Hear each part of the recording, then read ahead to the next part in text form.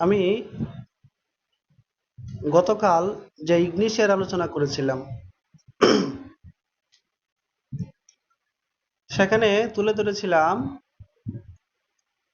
আজকের আমাদের এই ইগনিশিয়া খুব বেশি আবেগপ্রবণ, খুব বেশি ভাবপ্রবণ। ওরা সহজেই কষ্ট পায়, বিমর্ষ হয়ে যায় এবং ওদের সাথে যদি একটু উচ্চ স্বরে কথা বলা যায় তাহলেও ওরা মনে আঘাত পেয়ে যায়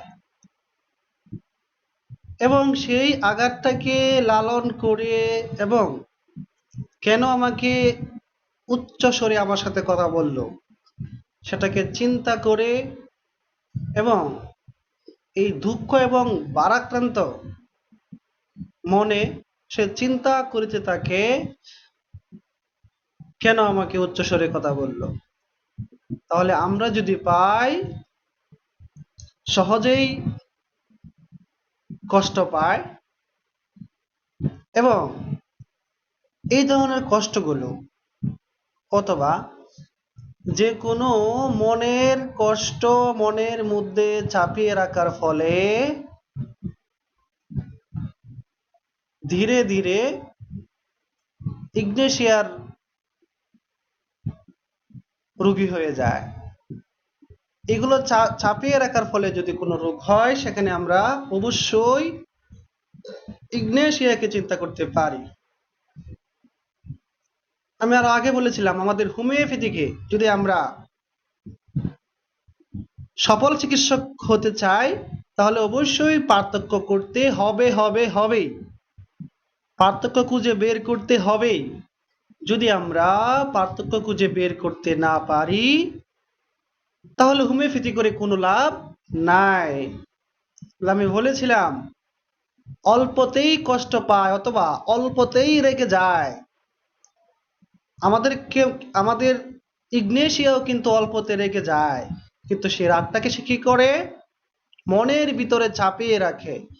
এই চাপিয়ে রাখার ফলে চাপিয়ে রাখতে রাখতে সাথে সাথে না, এটাকে লালন করতে করতে মনের ভিতরে চিন্তা করতে করতে যখন সে রোগী হয় তখন আমাদের এই ইগনেশিয়া ভালো কাজ করবে এবং সেই রোগটা হতে হবে তরুণ রোগ, তরুণ জাতীয়। আমি বলেছিলাম যে আমাদের আজকের এই ইগনেশিয়া তরুণ জাতীয় রোগের জন্য বিশেষ ফলপ্রদ এবং এই ইগনেশিয়ার পর নেট্রামিউরের অবস্থান খুবই ভালো কাজ করে।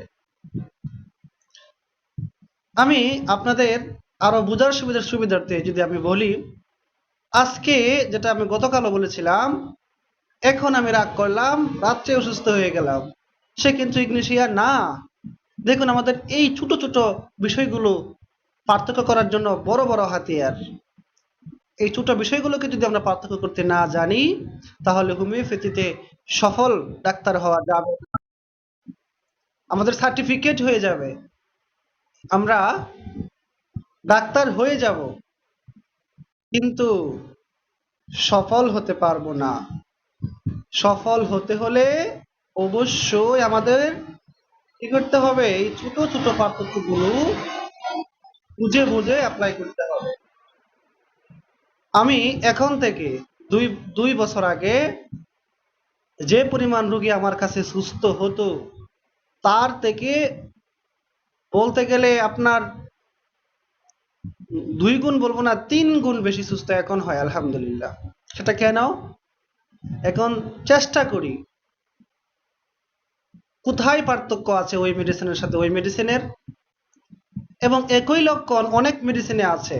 এই বিষয়গুলো যখন আমি দেখি তখন ওইগুলোর মধ্যে একটা পার্থক্য খুঁজে বের করার চেষ্টা করি।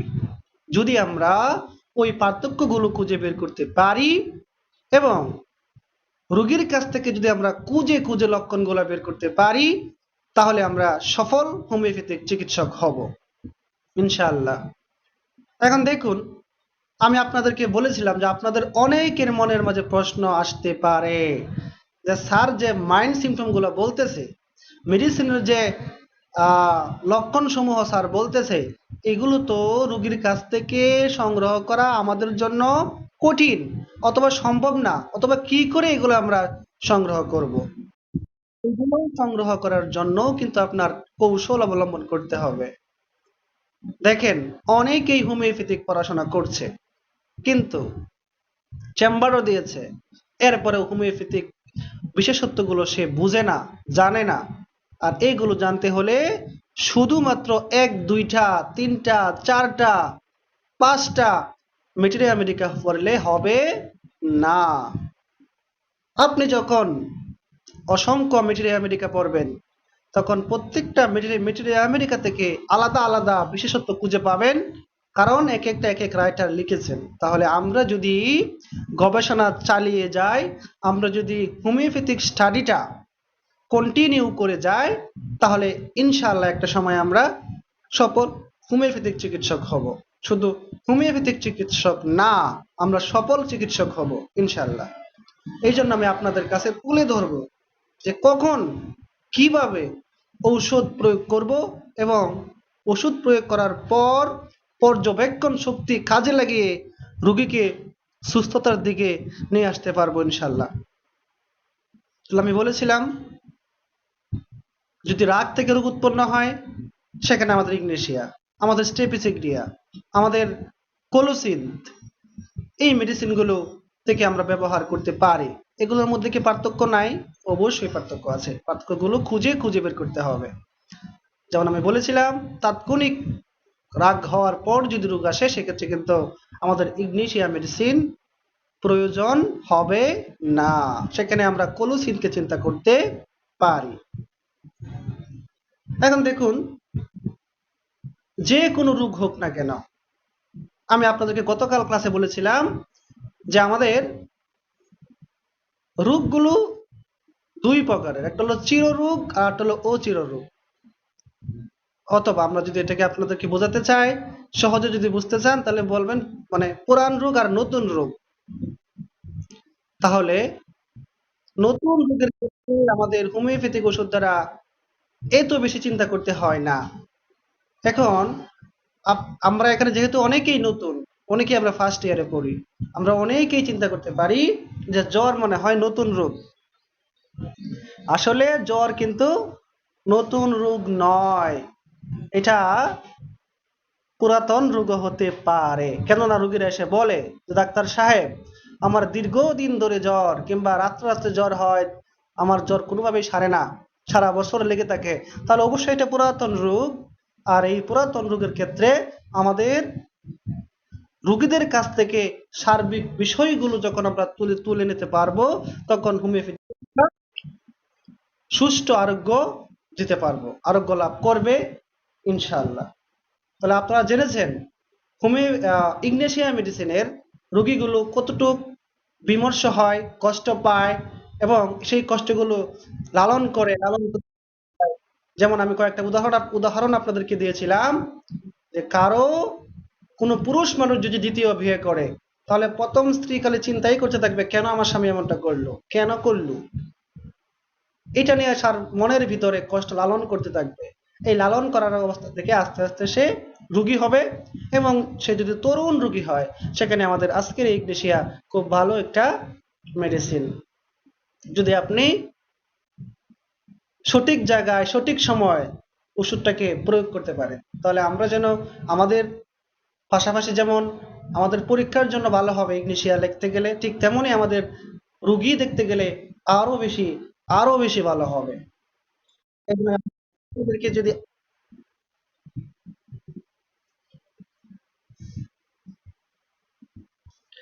আমি আপনাদেরকে যদি বলি, এই লক্ষণগুলো আপনারা কিভাবে সংগ্রহ করবেন, আমি শুধু কিছু কিছু টেকনিক আপনাদেরকে শেখাবো।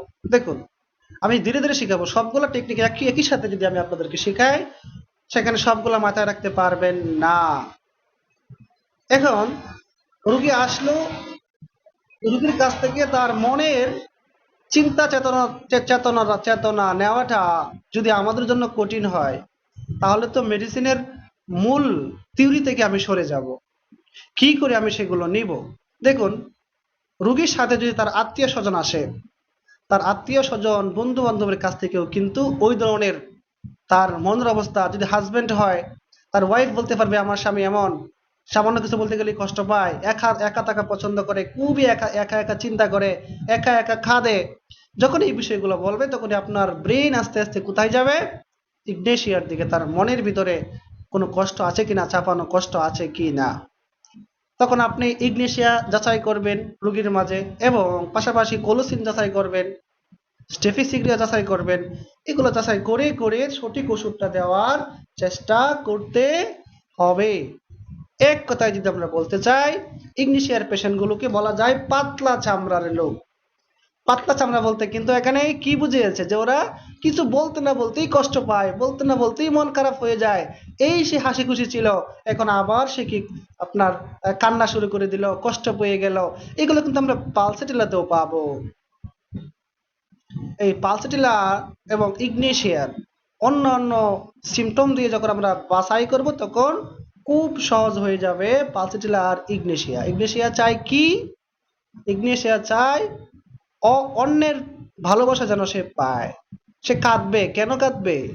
যাতে করে সে তার স্বামীর ভালোবাসা পায়, যাতে করে সে তার শ্বশুরের ভালোবাসা পায়, যেন তার কান্নাটা দেখে অন্য মানুষ, অন্যজন তাকে যেন ভালোবাসা দেয়, সেজন্য কাঁদবে। কিন্তু ইগনেশিয়া মনের ভিতরে একটা কষ্ট লালন করবে, লালন করে সেটাকে মনে করে করে কেঁদে উঠবে। এই যে দেখুন, এখানেও কিন্তু একটা পার্থক্য তুলে ধরা যায়। যদি আমরা এই পার্থক্যগুলো তুলে ধরতে পারি, ইগনেশিয়াও খাদে, পালসেটিলাও খাদে। ইগনেশিয়াও এই হাসলো এই কাঁদলো, পালসেটিলাও এই হাসলো এই কাঁদলো।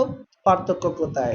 যান পার্থক্যের মাঝে, যেটা বললাম, আপনারা দেখবেন ইগনেশিয়া কাঁদবে মনের কষ্টগুলো লালন করে এবং চিন্তা করতে করতে বিমর্ষ হয়ে, আর পালসেটিলা কাঁদবে ভালোবাসা পাওয়ার জন্য। সেই জন্য আমাকে ভালোবাসার দৃষ্টিতে যেন আমাকে দেখে, সেজন্য সে যে কোনো কাজ করতে বাধ্য। তাহলে এই যে দেখুন ছোট ছোট পার্থক্য, এই পার্থক্যগুলো অবশ্যই আমাদের কি করতে হবে? মনে রাখতে হবে। এগুলো দিয়ে যাচাই বাছাই করে ওষুধ দিতে হবে। যদি আমরা এগুলা পারি, তাহলে হোমিওপ্যাথিতে আরো সফল চিকিৎসক হওয়া যাবে। এখন আমরা দেখুন, আমাদের আরো নিখুঁত মেডিসিন সিলেকশন করার জন্য সার্বিক বিষয়গুলো আমাদের চিন্তা করতে হয়। যেমন আমরা জানি হোমিওপ্যাথিক ওষুধগুলো রোগের নয়, কিসের? রোগীর। যদি আমরা রুগীটাকে চিনতে পারি, তাহলে আপনি ওই রোগগুলা সারাতে সক্ষম হবেন। তাহলে আমাদের চিনতে হবে কাকে? আমাদের চিনতে হবে রুগীকে। যদি আমরা রুগীকে চিনতে পারি, তাহলে আপনার রোগী সুস্থ হওয়ার সম্ভাবনা বহুত গুণে বেড়ে যাবে। তাহলে আমি যেটা বলতেছিলাম, আমাদের আজকের মেডিসিন আবেগী, সহজে কষ্ট পায়, মনের ভিতরে লালন করে এবং সেগুলো চাপিয়ে রাখে। দীর্ঘদিন যখন চাপিয়ে রাখে, তখন আস্তে আস্তে সে রোগী হয়ে যায়।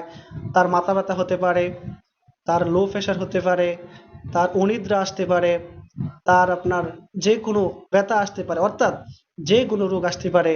তার আপনার কি বলে যে মৃগী রোগ আসতে পারে, অথবা তার সে পাগল হয়ে যেতে পারে।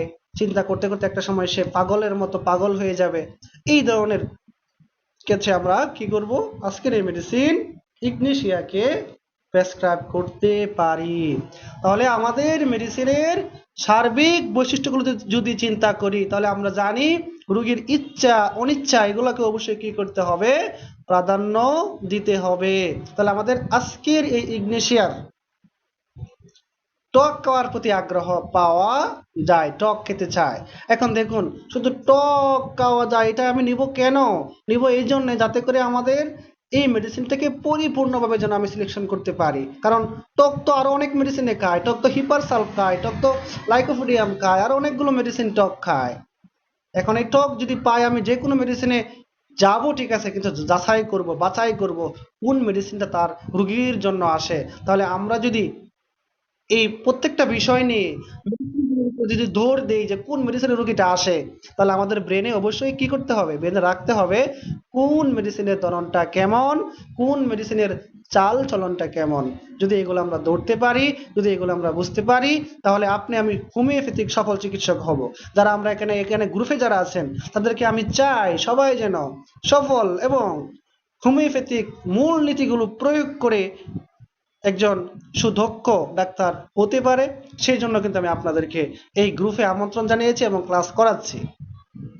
আমি যা জানি তা আপনাদেরকে জানানোর চেষ্টা করছি। তাহলে দেখুন, মেডিসিন প্রয়োগ করার পর যদি রোগী ভালো না হয় সেক্ষেত্রে কি করবেন, সেগুলোও কিন্তু ক্লাস নেব। সেখানে আমাদের পর্যবেক্ষণ শক্তি কাজে লাগাতে হবে এবং আমাদের রেপার্টরি অনেকেই জানি না, রেপার্টরি আমি আপনাদেরকে শেখাবো। রেপার্টরির মাঝ থেকে কিভাবে আমরা মেডিসিনগুলো খুঁজে বের করতে পারি সেই বিষয়গুলো আমি আপনাদেরকে শেখাবো। তাহলে আজকের এই ইগনেশিয়া মেডিসিনের খাবারের মধ্যে আমি বললাম টক খাওয়া পছন্দ করে, ওরা আবার মিষ্টি খেতে চায়, কিন্তু মিষ্টি ওদের অসহ্য, মিষ্টি খেলে ওদের রোগের বৃদ্ধি হয়। এটা আবার আরেকটা মেডিসিনে আছে, কি মেডিসিন, সেটা হলো আর্জেন্টাম নাইট্রিগ্রাম। ওরা মিষ্টি খেয়ে সহ্য করতে পারে না, ওদের আবার মিষ্টি খাবার পছন্দ, কিন্তু মিষ্টি খাবার সহ্য করতে পারে না। এখন আর্জেন্টাম নাইট্রিগ্রামের সাথে যদি আমরা আজকের ইগনেশিয়াকে পার্থক্য করি, পার্থক্য পাবো না? অবশ্যই পাবো। আর্জেন্টাম নাইট্রিগ্রামের চাল চলনটা কেমন, ধরনটা কেমন দেখেন। আর্জেন্টাম নাইট্রিগ্রাম সে কি করে, সে তার কাজ কামে খুবই তাড়াহুড়া করে এবং সে যদি কোথাও যাওয়ার পরিকল্পনা করে, যদি আপনার গাড়ি, যদি সে ট্রেনে যায়, ট্রেন যদি তাকে 9টায়, সে সকালে ঘুম থেকে উঠেই সে শুরু করবে কোন সময়, মানে সাজাগোজা প্রস্তুতি প্রস্তুতি শুরু করবে, তাড়াহুড়া করবে এবং শেষ সময়ে সে এসে 9টা, মানে 9টার কাছাকাছি সময়ে এসে স্টেশনে এসে পৌঁছবে। তাহলে সে এতক্ষণ তাড়াহুড়া করলে লাভ কি? আরেকজন তো 8টায় থেকে, আরেকজন তো 8:30টায় প্রস্তুতি নিয়ে 9টার আগেই চলে গেল স্টেশনে। তাহলে এই যে তাড়াহুড়া করার প্রবণতা, আপনার অতিরিক্ত টেনশনে থাকা যে গাড়ি চলে যায় কিনা, ফেল করে কিনা, কিন্তু এসব চিন্তা করতে করতে একটা সময় কি হয়, সেই ট্রেন ফেল হয়ে যায় অথবা জাস্ট শেষ মুহূর্তে সে আপনার স্টেশনে যায়। তাহলে এটা হলো আমাদের আর্জেন্টিনা একটা চরিত্র।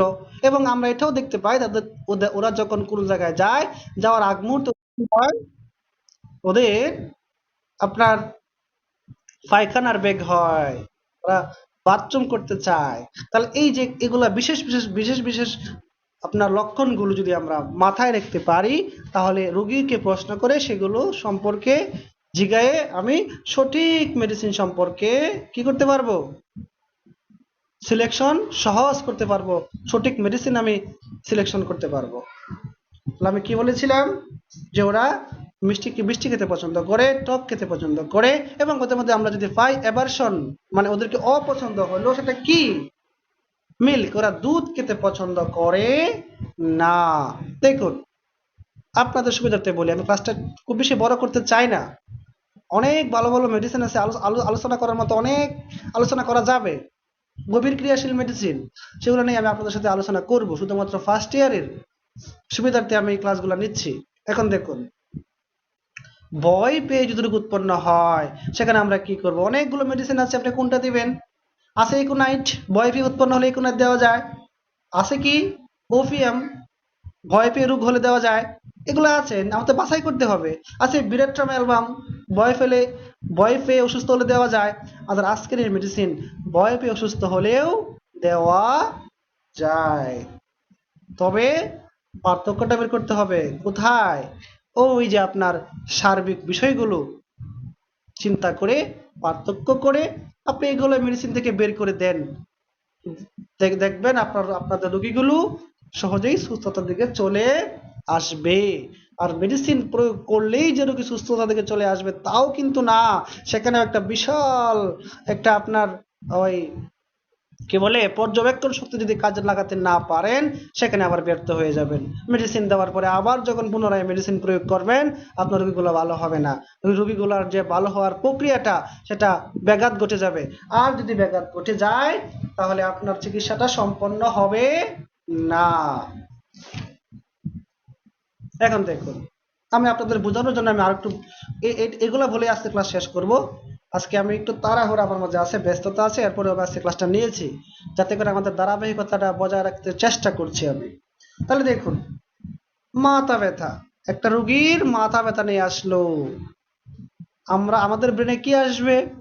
বেলেডোনা আসবে, কি ন্যাট্রামিউর আসবে, কি গ্লোনোইন, এই জাতীয় মেডিসিন গুলো আসবে। আমাদের ব্রেনে কিন্তু ইগনিশিয়াম আনতে হবে, আমাদের ব্রেনে কিন্তু কোলোসিন তো আনতে হবে। কেন? আমরা জানি হোমিওপ্যাথিক চিকিৎসায় কি রোগের নয়, রোগীর চিকিৎসা।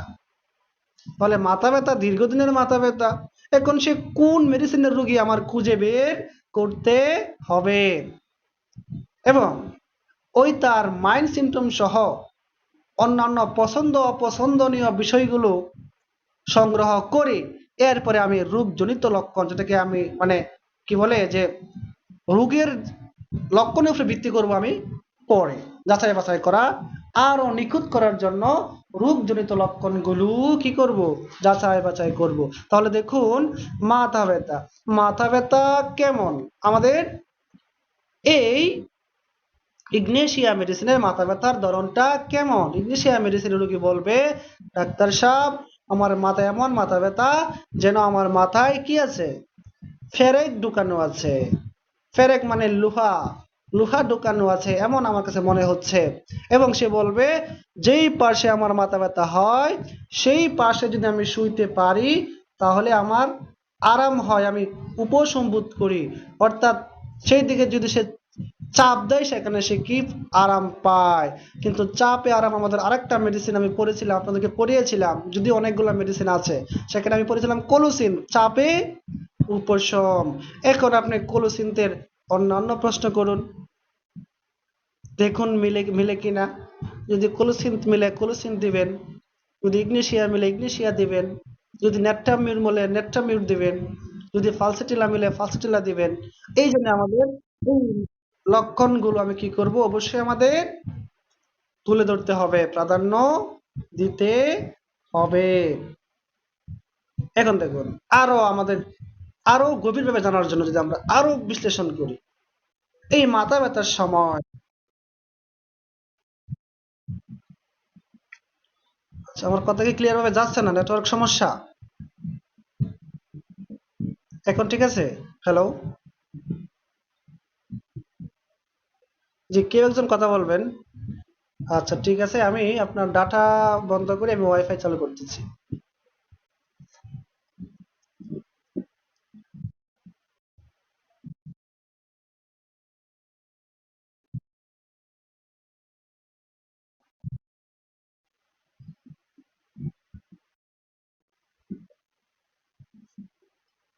আপনারা বুঝতে না পারলে আমাকে আগে বলতেন। এখন ঠিক আছে? এখন শুনতেছেন? কেউ একজন বলুন, শোনা যাচ্ছে? আচ্ছা, যদি শোনা না যায় তাহলে অবশ্যই বলবেন। আচ্ছা, লাস্ট কত মিনিট ধরে শোনা যাচ্ছে না?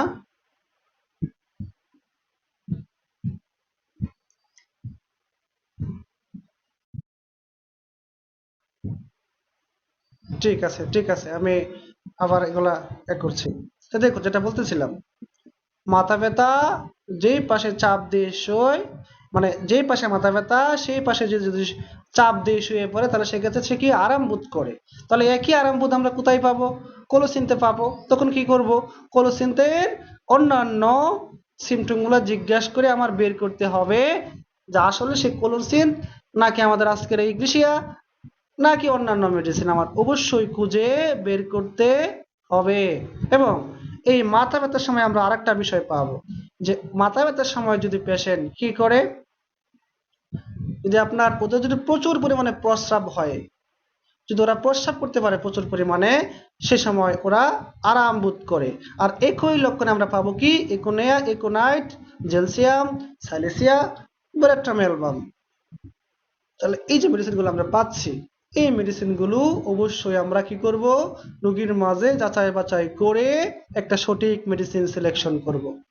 এখন দেখুন, আজকে হয়তো আপনাদের আপনাদের কাছে কঠিন মনে হচ্ছে যে অনেক লম্বা করে ফেলছি, অনেক মেডিসিন বলে ফেলতেছি।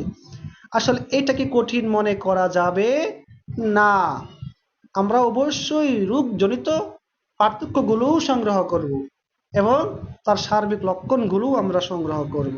তাহলে আমরা যদি মাথা ব্যথা পাই, যে পেরেক ঢুকানোর মতো মাথা ব্যথা আমরা যদি পাই, যে পাশে চাপ দেওয়া মানে শরীরে আরাম হয়, যে পাশে তার ব্যথা যদি আমরা সেটা পাই, সেখানে আমরা ইগনেশিয়াকে ব্যবহার করতে পারি। আর একটা বিষয় আমরা বলেছিলাম গতকাল, মনে হয় বলেছিলাম, যে ওদের পাকস্থলীটা কেমন হয়, ওই মানুষ, ওই পেশেন্টের পাকস্থলীটা কেমন হয়।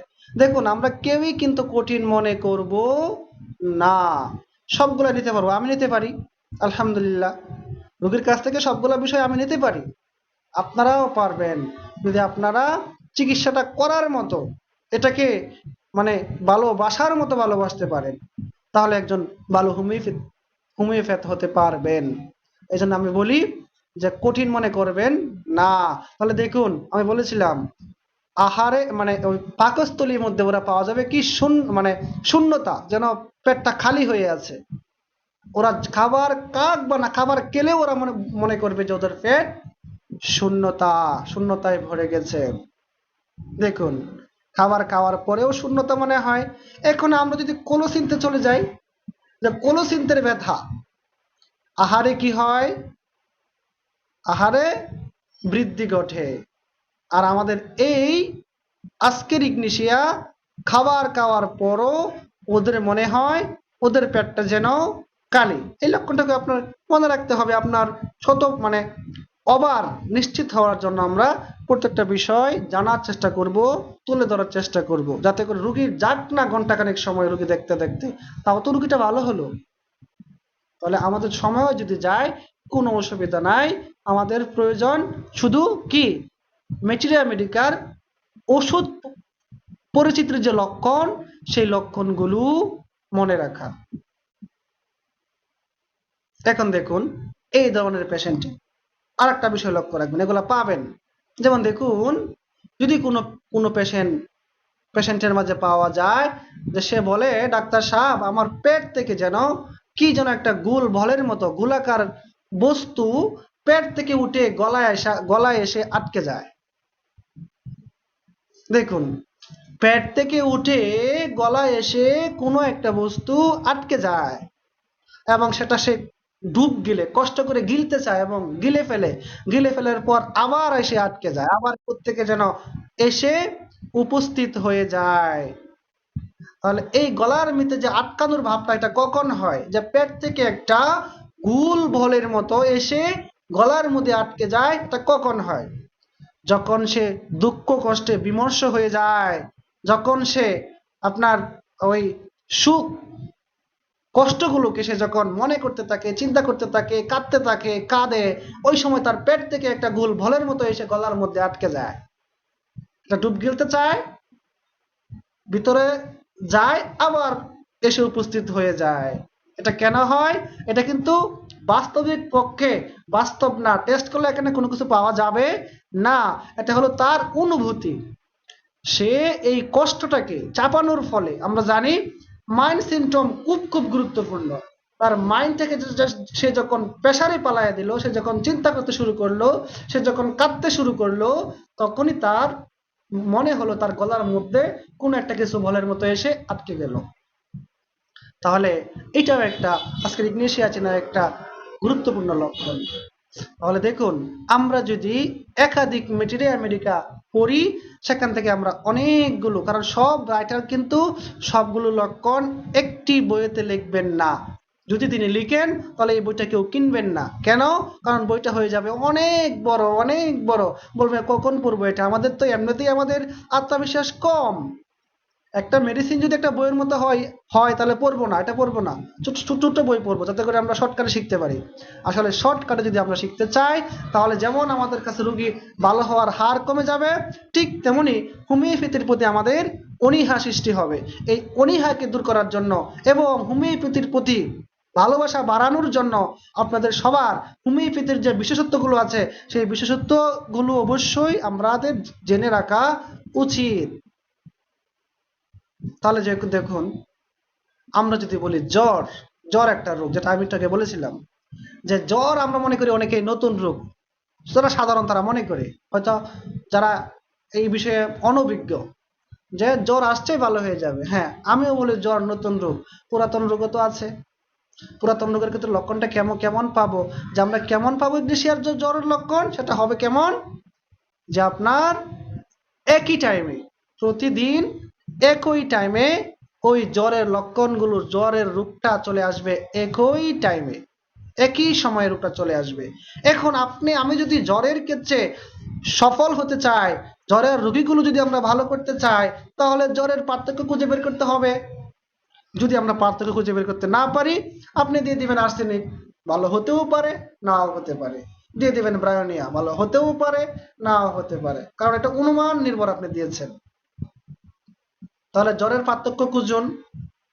যেটা বলতেছিলাম আমি, আজকের মেডিসিনের জ্বরটা কেমন হবে, যে একই টাইমে আসবে, এবং সে সে যখন জ্বরে আক্রান্ত হওয়ার পর তার কাছে যখন শীত অবস্থা চলে আসবে, শীত অবস্থা খুব শীত করতেছে, ঠিক ওই সময় তার পানি পিপাসায় চলে আসবে। দেখুন, আমাদের এই টুকিটাকি বিষয়গুলো অবশ্যই মনে রাখতে হবে যদি আপনি সফল চিকিৎসক হতে চান। আপনি ভালোবাসুন, আপনি সকল ব্যস্ত থেকে দূরে সরিয়ে দিন, সরিয়ে দিয়ে গ্রুপের প্রতি, ক্লাসের প্রতি, আপনার পড়ার প্রতি আপনার আগ্রহ বাড়িয়ে দিন। আপনার জীবনেই যেন পরিবর্তন চলে আসবে। আমার মতো সমবয়স্ক মানুষ, কত মানুষ কত কাজ করতেছে, কত কষ্ট করতেছে, এই গরমের সময় ধান খেতে কাজ করতেছে, কত কিছু করতেছে, আর আমরা প্যানের বাতাসের মধ্যে বসে বসে পড়তে পারবো না, বসে বসে রুখে দেখতে পারবো না। ভালো কাজ করতে গেলে এখানে আপনার বিভিন্ন ধরনের বাধা চলে আসবে, যে পড়ার প্রতি আগ্রহ কমে যাবে। কেন? কারণ এগুলোর দ্বারা আপনার জীবনের পরিবর্তন হবে।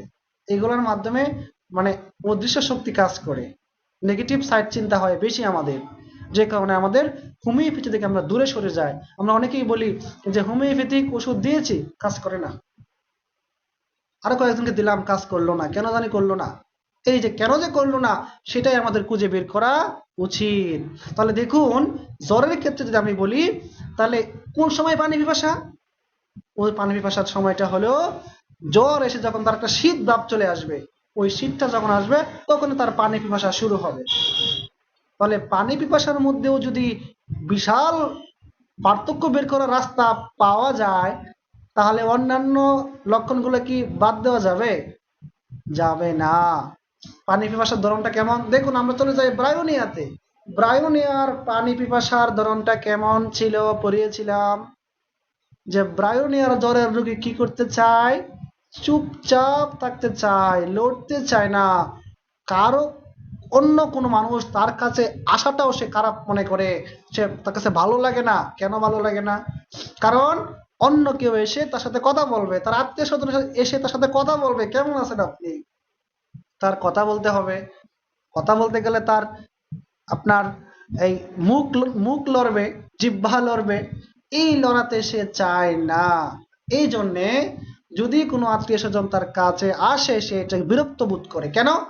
তার লড়তে হবে। এবং আমরা জানি আমাদের ব্রায়োনিয়া মেডিসিনের দেখুন কত ভালো লাগে। এগুলো কেন আমি সব দেখে দেখে বলছি? নো, আমি পড়িয়েছিলাম, আমি পড়েছি, রোগীর মাঝে অ্যাপ্লাই করেছি। এখন তো ব্রেনে আসতেছে ব্রায়োনিয়াটা কেমন, ব্রায়োনিয়ার চরিত্রটা কেমন। আমি যে বলতেছি এগুলো কি আমি দেখে দেখে বলছি? নো, আমি আপনাদেরকে পড়িয়েও ছিলাম। তাহলে দেখুন, ওরা লড়তে চায় না, চুপচাপ থাকা পছন্দ করে। আমাদের চুপচাপ থাকা পছন্দ তো আরো মেডিসিন আছে, জেলসিয়াম আছে। জেলসিয়াম এর মাঝে ব্রায়োনিয়ার পার্থক্য খুঁজুন, পার্থক্য খুঁজে বের করে সঠিক মেডিসিন দিন। এবার নিশ্চিত হয়ে আপনি বসে থাকুন যে এই মেডিসিন কাজ করবে ইনশাল্লাহ। এখন দেখুন, ব্রায়োনিয়া লড়াছাড়া করতে চায় না, ওদের কি আছে, প্রচুর পানি পিপাসা, মানে ওদের মুখগুলা প্রচুর শুকায় আসে, ওদের একেবারে গলা সহ যেন পাকস্থলী শুকায় গেল। এই যে শুকিয়ে যাওয়ার একটা প্রবণতা, সেটা পাওয়া যায় ব্রায়োনিয়ার রোগীর মাঝে। এই ব্রায়োনিয়ার রোগী এত পানি পিপাসা হয়, এই পানি পিপাসা হওয়ার পিছনে তার খাওয়ার ধরনটা কেমন, সে কিন্তু প্রচুর পানি পান করে। এই যে ব্রায়োনিয়া প্রচুর পান করে, অনেকক্ষণ পর পর একসাথে অনেকক্ষণ পর পর। কেন? কারণ তার হাতে গ্লাস দিতে হবে, পানি নিতে হবে, লড়তে হবে, এটা সে পছন্দ করে না। এই জন্য সে একই সময়ে একবারে অনেক পানি খেয়ে নেবে, যাতে করে আরো অনেক পরে পানি খেতে হয়, যাতে করে তার কষ্ট করে নতুন করে আবার পানি নিতে না হয়। তাহলে আমরা আমরা পাইলাম ব্রায়োনিয়াতে প্রচুর পানি পিপাসা, আমরা পাইলাম ব্রায়োনিয়াতে একদম চুপচাপ চুপচাপ থাকা পছন্দ করে। তাহলে এই বিষয়গুলো মাথায় রাখা দরকার না? আপনি চলে যান আর্সেনিকের জ্বরের লক্ষণটা কেমন। আর্সেনিকে দেখবেন যে ওর পানি পিপাসা হয়, অল্প অল্প করে খায়, একটু পর পর অল্প অল্প করে খায়, এবং জ্বরের প্রবণতা রাত্রের 12টার দিকে বেশি, অথবা দিনের 12টার দিকে বেশি, মানে কি জানি বলে যে ঠিক দুপুরের দিকে বেশি, আবার রাত্র 12টার দিকে বেশি। পানি খায়, অল্প অল্প করে খায়।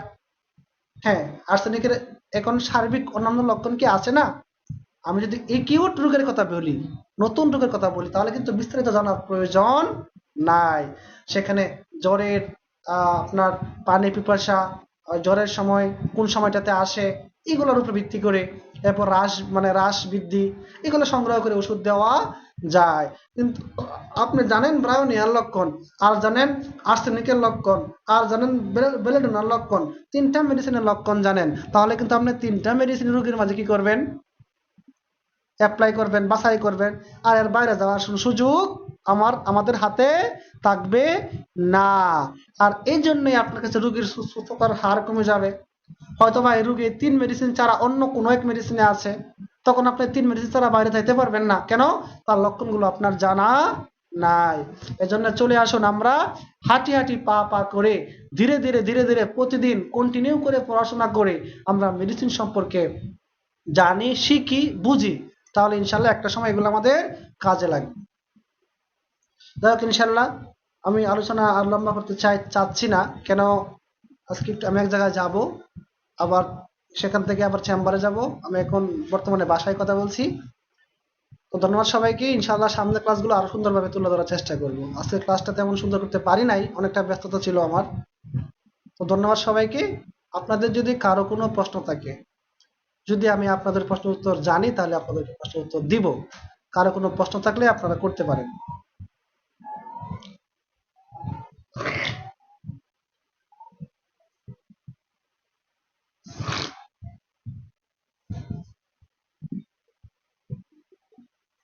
জি, আমি মনে করতেছি যে কারো মনে কোনো প্রশ্ন নাই। আপনারা, জি রাজা স্যার বলুন।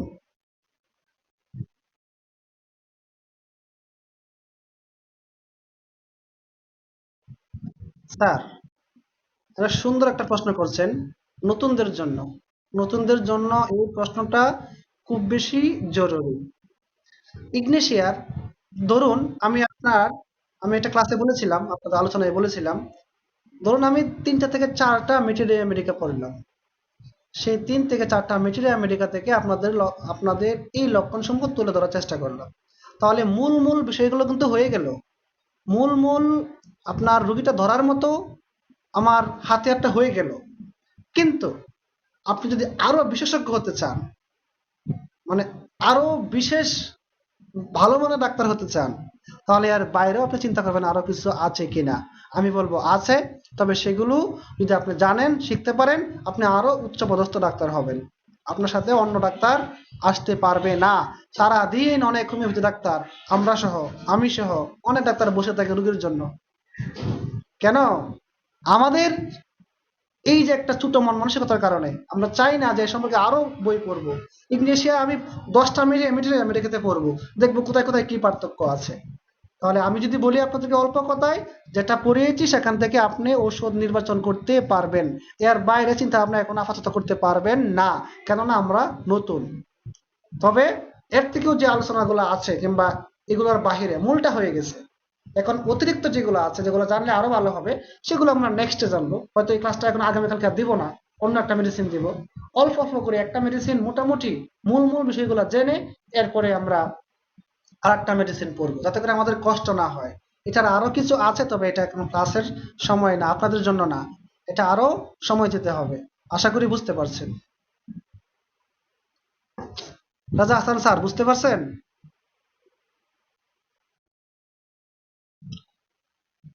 জি, তাসলিমা ম্যাম বলুন, কি বলবেন?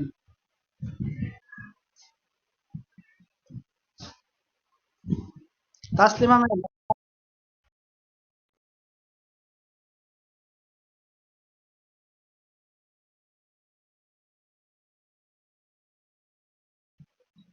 তার মাথা ব্যথা উপশম হয়।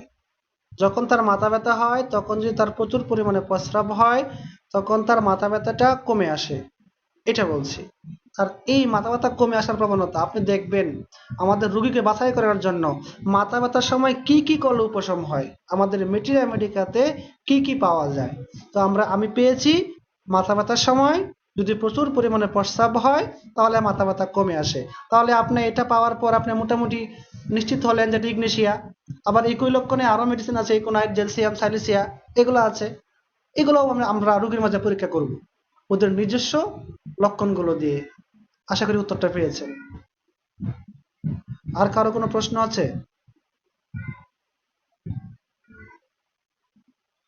নাই মনে হয়। ধন্যবাদ সবাইকে। আপনাদের যদি কোনো মন্তব্য থাকলে গ্রুপে করবেন। ধন্যবাদ সবাইকে। আসসালামু আলাইকুম ওয়া রাহমাতুল্লাহি ওয়া বারাকাতুহু।